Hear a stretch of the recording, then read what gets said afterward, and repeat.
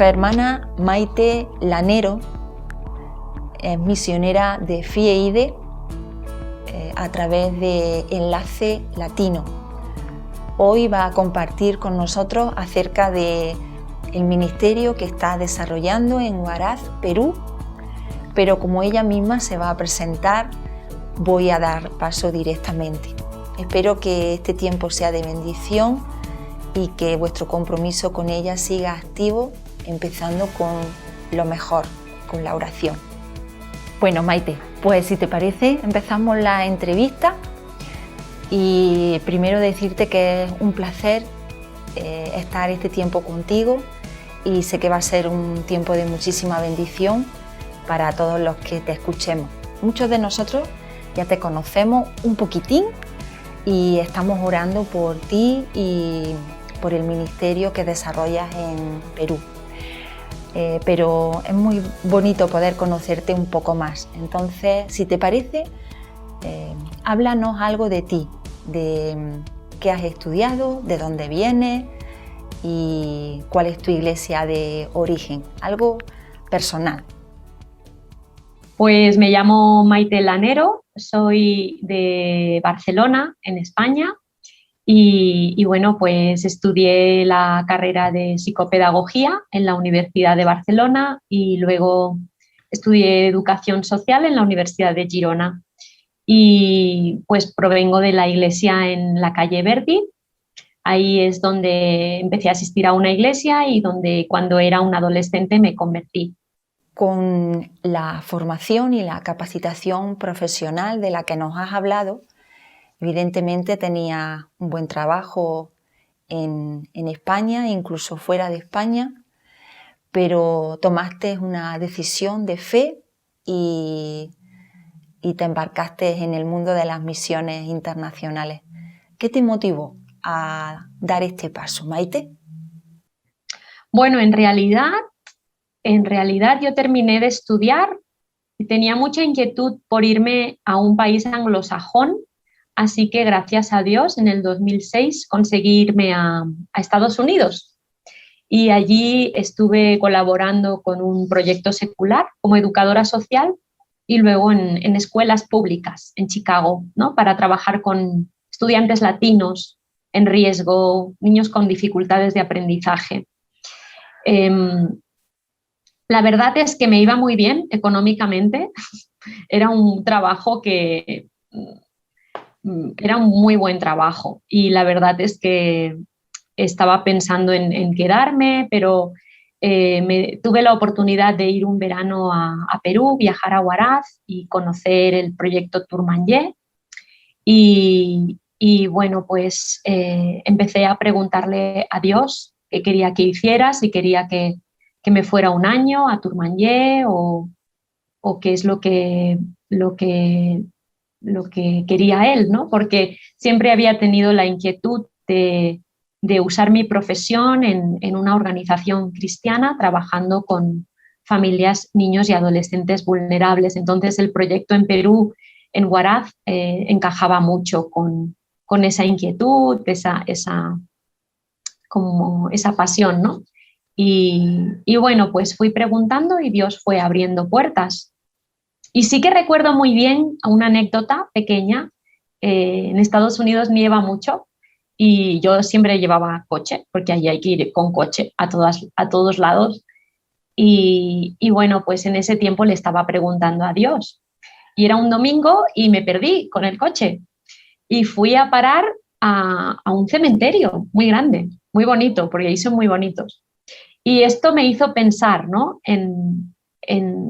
en qué quería enfocar mi vida, en ganar dinero, tener una buena posición o en priorizar el reino de Dios, ¿no? Y bueno, pues es una pequeña anécdota, pero que siempre lo recuerdo, ¿no? Porque me impactó. Pues ahora, Maite, coméntanos, ¿en qué consiste el proyecto o proyectos en los que estás sirviendo en Perú? Pues colaboro en la Casa Hogar Arcoiris, que aquí se llama Casa Hogar Tourmanyé, y que es la misma palabra, pero en quechua. Y es una casa residencial para niños y adolescentes que por diferentes motivos importantes y graves las autoridades judiciales deciden que ya no pueden vivir con sus familias. Entonces nos piden esa institucionalización, ese internamiento, ¿no? Y luego también colaboro en otro proyecto que es de trabajo con las instituciones para sensibilizar, para colaborar, para ayudar a las familias que todavía los niños no han llegado al punto de ser internados en una casa hogar, pero que están en una situación de riesgo grave.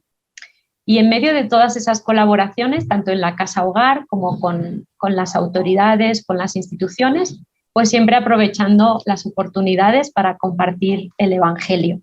En la casa hogar somos muy intencionales, tenemos tiempos devocionales, tenemos tiempos de culto los domingos, vamos a la iglesia cuando no hay pandemia. Y bueno, para nosotros es muy importante que el Evangelio se comparta, que los niños lleguen a tener la oportunidad de conocer a Jesucristo. El proyecto Tourmanier, como ya hemos hablado en otras ocasiones, está relacionado o sirviendo muy específicamente con niños que tienen dificultades familiares o que vienen de un vínculo familiar desestructurado. ¿Podrías hablarnos algo más en profundidad de este proyecto, de este servicio y quizás compartirnos algún ejemplo que de alguna manera te haya impactado o que fuera muy significativo para ti por las implicaciones que tuviesen? Sí, realmente cuando un niño o un grupo de hermanos llegan a necesitar ser institucionalizados, es que la situación es muy grave y que es una situación de abandono, de negligencia, de problemas de alcoholismo por parte de los padres o bien problemas de violencia familiar que muchas veces se relaciona con el alcoholismo, desestructuración familiar, muy poca estabilidad en las relaciones de pareja, madres solas que tienen varios hijos de diferentes hombres. Todos estos problemas llevan a veces a situaciones muy extremas, ¿no? Y entonces es cuando ya es insostenible y tienen que salir, desgraciadamente, los niños de sus casas, ¿no? Esto es la situación que solemos encontrar cuando internan a un niño o una niña en la casa hogar. Hubo una familia de un grupo de hermanos, que son 7 hermanos, y desde el 2013, o sea, la situación de negligencia era exagerada. Vivían además cerca de una carretera principal y se veía claramente cómo estaba ahí la familia, los niños. O sea, no había ni escolarización, malnutrición, ni atención en salud, no había ni agua en la casa, violencia familiar también, alcoholismo del padre.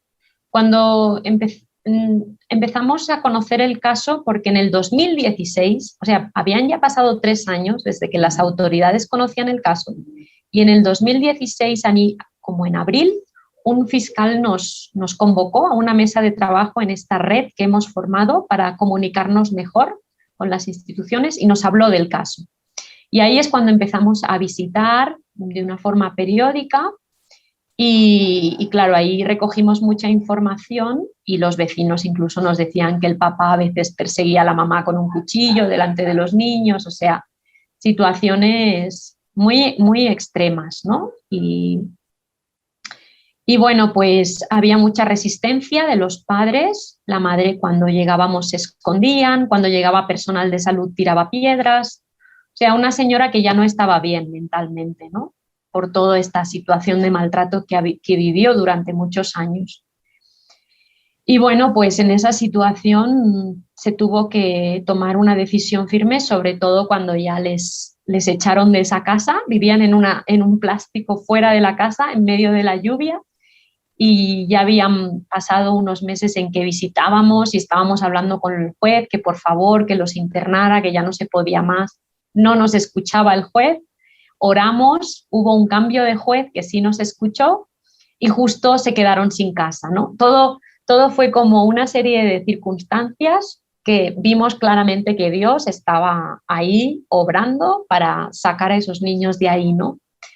Y fue muy difícil el día que los tuvieron que sacar, pero o sea, era mucha negligencia, ¿no? Y mucho maltrato. Y hay situaciones así que da mucha pena porque somos los primeros que no queremos separar a los niños de sus familias, de sus padres. Pensamos que es súper importante que un niño crezca con sus padres, pero cuando existe tanto maltrato no queda más remedio que hacer eso y luego trabajar con los padres para que puedan mejorar, ¿no? Y así se ha hecho, así se ha estado haciendo. Pero fue muy extremo y fue un nudo de nervios en el estómago porque había mucha resistencia, ¿no? Y luego venían los padres a la puerta de la casa hogar, la madre venía con un palo, el padre venía borracho, o sea, yo lo pasé bastante mal. Pero bueno, Dios nos ayudó mucho. Uh-huh. Maite, hablando específicamente del impacto del Evangelio en las personas y llevándolo a tu ministerio, ¿de qué manera crees que impacta el Evangelio en las vidas de estos niños y de estas familias? Bueno, sobre todo el Evangelio nos da esperanza, ¿no? Muchas veces lo que nos dicen en la universidad, ¿no? Todo el trasfondo tan fuerte de la psicología que no tengo, o sea, creo que la psicología es muy útil en su medida, pero por encima de la psicología está la palabra de Dios, ¿no? Y lo que podemos entender es que el Evangelio nos da esperanza de un cambio milagroso para cada uno de nosotros y de una transformación que solo Jesús puede hacer, ¿no? En las personas. Entonces, sobre todo es un mensaje de esperanza y hemos también conocido a casos, ¿no? de niños y adolescentes que sí aceptan y que sí se ven cambios, ¿no? Son cambios progresivos, no son cambios a veces de un día para otro, pero sí hay. Y claro, sí que tenemos oportunidades de compartir el mensaje de salvación. A veces son familias y personas que tienen tantos problemas detrás y tanto enganche a adicciones que no es fácil, no es fácil para ellos, pero es un trabajo de largo plazo, es un trabajo que tienes que estar ahí y bueno, de testimonio y de dar oportunidades, ¿no? A las personas. Y claro, en la casa hogar tenemos muchas oportunidades, ¿no? De compartir el Evangelio con los niños. Lo que sí estamos dándonos mucha cuenta de que el modelo de institucionalizar a los niños en un proyecto no es lo mejor, ¿no? A largo plazo. Sirve como si fuera un hospital para tener un remedio temporal, pero tiene que ser a corto plazo. Entonces, estamos fortaleciendo mucho el trabajo en las familias mismas, apoyando a las familias en sus casas y buscando familias de acogida que puedan acoger a los niños, si son familias creyentes, pues genial, estamos buscando eso. Hemos encontrado un pastor que ha acogido a un niño, un pastor de una iglesia con su esposa, y hemos encontrado también unos tíos que han acogido a sus sobrinos y son tíos creyentes, los han acogido hace poco y han estado un año en la casa hogar. O sea, creemos que el modelo de familia es el modelo de Dios y tenemos que fortalecer ese modelo, ¿no? Sin perder pues que esos niños lleguen a conocer el Evangelio, ¿no? Por medio de esas familias. Y de cara al futuro, Maite, ¿qué proyectos están en mente, en sueños, que ya se están organizando y por los que podemos orar desde España? Pues como os contaba, después de 20 años de tener la casa hogar y de conocer a muchos niños y adolescentes que han pasado por la casa hogar, después de conocer cómo aquí las autoridades internan a los niños y muchas veces se olvidan, no hay salidas de adopción, más tenemos que estar empujando mucho esas salidas de adopción, de acogimiento familiar, y queremos avanzar por ese camino, ¿no? De apoyar a los niños para que lleguen a volver a un contexto de familia. Eso significa apoyo, como os decía, apoyar a las familias en sus casas. Por ejemplo, os pongo un ejemplo, ¿no? Estamos apoyando a un padre que desde ya hace bastante tiempo, desde el 2018, al niño lo internaron 3 meses.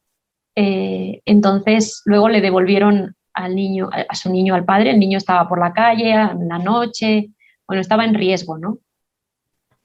Entonces hemos estado apoyando al padre como pues dándole apoyo social, y ahora en la pandemia tenemos a una persona ahí trabajando cada día en la escolarización virtual, en la alimentación, en la protección porque la madre les ha abandonado. Y yo voy una mañana a la semana pues a compartir el Evangelio, a hacer una clase bíblica. Entonces queremos combinar ese apoyo familiar con compartir el Evangelio con los niños y que no pierdan su relación con sus padres, ¿no? Que siga esa relación. Esa es una familia que estamos apoyando y estamos pensando en apoyar a otras, ¿no? Si el Señor lo permite. Y luego también todo el tema del acogimiento familiar, promover eso, ¿no? Y sí, esos son proyectos así muy inmediatos que están ahí empezando y continuando, ¿no? En FIEIDE, entre las iglesias y los puntos de misión, somos casi 100. ¿Qué quieres decirnos? Bueno, les quiero animar mucho como iglesias a ver personas y escuchar a jóvenes o a personas con inquietudes misioneras. A veces las cosas empiezan con pasos pequeños, con una inquietud de ir un verano a visitar un proyecto misionero, o con nosotros ver que ese joven o esa persona tiene esa pasión por las misiones, que se le nota, que le brillan los ojos, que se pone contento, que tiene muchas ganas, ¿no?, de colaborar en estos proyectos. Yo creo que tenemos que tener los ojos muy abiertos, los oídos muy abiertos y animar mucho, ¿no?, estas iniciativas y dar oportunidades a las personas para probar. A veces no hace falta decirles, te vas a ir toda la vida a África, ya te enviamos en un avión y ahí te quedas. No. Gracias a Dios estamos en un tiempo, bueno, sobre todo fuera de pandemia, en que podemos hacer viajes cortos, ¿no?, y probar. Entonces, orar mucho por esas iniciativas, por esas personas que tienen inquietudes y estar abiertos a lo que Dios quiera hacer, ¿no?, en sus vidas y por medio de ellos en la obra misionera. También yo tengo una percepción de que a veces idealizamos mucho a los misioneros, y los misioneros o pastores o ministros somos personas normales, somos creyentes normales, que simplemente Dios nos ha llamado a un lugar específico durante un tiempo, no sabemos cuánto, solo el Señor lo sabe. Y me encanta un texto que habla mucho de esto, ¿no?, que está en 1 Corintios 1, a partir del versículo 27. Os voy a leer en la nueva versión, a ver, que no lo he mirado. Nueva traducción viviente. Dice, en cambio, Dios eligió lo que el mundo considera ridículo para avergonzar a los que se creen sabios, y escogió cosas que no tienen poder para avergonzar a los poderosos. Dios escogió lo despreciado por el mundo, lo que se considera como nada, y lo usó para convertir en nada lo que el mundo considera importante. Como resultado, nadie puede jamás jactarse en presencia de Dios. Dios los ha unido a ustedes con Cristo Jesús. Dios hizo que Él fuera la sabiduría misma para nuestro beneficio. Cristo nos hizo justos ante Dios, nos hizo puros y santos y nos liberó del pecado. Por lo tanto, como dicen las Escrituras, si alguien quiere jactarse, que se jacte solamente del Señor. Entonces, para mí este texto es muy significativo y básicamente me identifico, pienso que todos los creyentes somos personas muy amadas por Dios, también con nuestras luchas y sobre todo pues confiamos en el Evangelio y en el poder de Jesús en nuestras vidas para irnos transformando, ¿no?, con su espíritu. Y de hecho también pienso que todos somos en cierta manera misioneros, ¿no? Que cuando estamos en nuestro trabajo secular, en nuestra familia, en nuestro vecindario, todos somos misioneros, ¿no? Entonces aprovechemos las oportunidades y seamos conscientes de que en todas partes está el Señor con nosotros y estamos sirviéndole y nos llama a compartir su amor con los demás. Pues Maite, desde aquí te transmito nuestro compromiso para seguir orando por ti, por el proyecto Tourmanier, por el proyecto de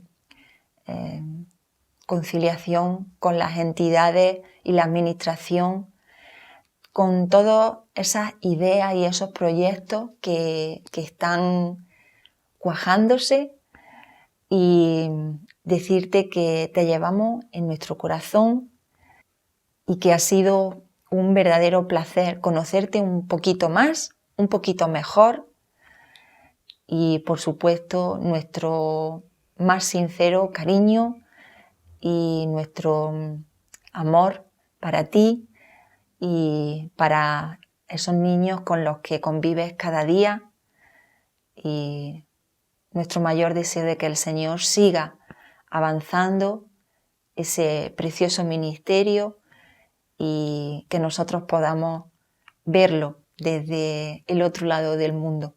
Un beso muy fuerte, Maite, y que el Señor te bendiga grandemente.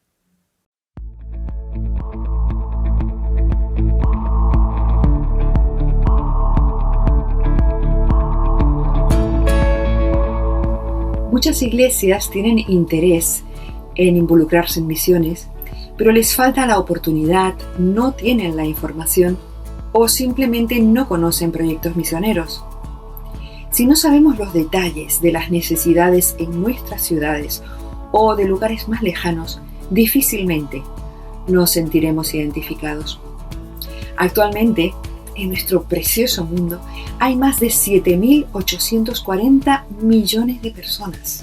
Hay unas 12.000 etnias diferentes, de las cuales se calcula que unas 7.000 nunca han oído hablar de Jesús. De los habitantes de nuestra tierra, más de las 2/3 partes no conocen el mensaje del Evangelio. Demasiados datos, ¿verdad? Demasiados números, macrocifras que son difíciles de calcular y que al final terminan diciendo poco. Pero ¿de cuántas personas estamos hablando? No pensemos en números, pensemos en rostros, en miradas que nos están observando. Desde luego es una gran multitud que está esperando. En Mateo 9:36 leemos que Jesús también observó multitudes y al verlas tuvo compasión porque eran como ovejas sin pastor. Nos gustaría ser más como Jesús, tener compasión de aquellos que no le conocen como Salvador y Señor. En nuestro corazón quisiéramos apoyar todos los esfuerzos para cumplir con la gran comisión, pero seamos realistas, es difícil. Es más sabio tal vez centrarnos en algunas obras que ya se están llevando a cabo desde nuestras iglesias. Desde el Departamento de Evangelismo y Misiones FIEIDE, España, os queremos hacer una invitación, porque la misión es de todos. Adopta un proyecto misionero.